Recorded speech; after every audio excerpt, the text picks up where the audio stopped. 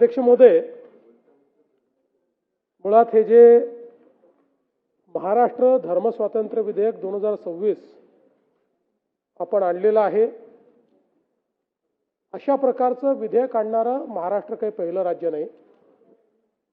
यापूर्वी देशाच्या 12 राज्यांनी अशा प्रकारचं विधेयक हे संमत केलेलं आहे, ज्यामध्ये ओडिशा आहे, अरुणाचल प्रदेश आहे, गुजरात आहे, छत्तीसगड आहे, झारखंड आहे, उत्तराखंड आहे, हिमाचल प्रदेश आहे, उत्तर प्रदेश आहे, मध्य प्रदेश आहे, हरियाणा आहे, कर्नाटक आहे, राजस्थान आहे आणि तमिळनाडूने देखील ते पास केलं, पण तमिळनाडूचं अजून त्यांनी लागू केलेलं नाही आहे।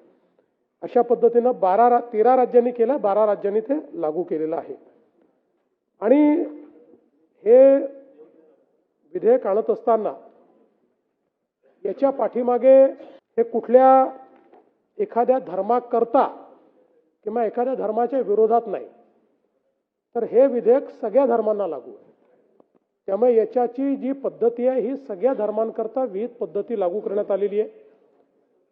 मुळामध्ये राज्यामध्ये अनेक वेळा धर्मांतरणाच्या मुद्द्यावरनं काही वेगवेगळ्या धर्मातल्या विवाहाच्या विषयातनं कायदा आणि सुव्यवस्थेची परिस्थिती निर्माण होते आणि मग ही परिस्थिती निर्माण झाल्यानंतर त्या संदर्भात इफेक्टिव्ह कारवाई करणं याकरता आत्ता आपल्याकडे जे काही प्रचलित कायदे आहे, भारतीय न्याय संहिता असेल म्हणजे जुना IPC किंवा जे इतर कायदे आहेत, त्या कायद्यामध्ये सुस्पष्ट तरतुदी नाहीत।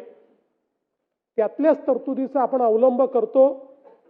उदाहरणार्थ फसवणुकीचा आपण त्या ठिकाणी अनेक वेळा अवलंब करतो, पण स्पेसिफिक या विषयाकरता जर तरतूद असली तर अशा प्रकारच्या अडचणी निर्माण होत नाही।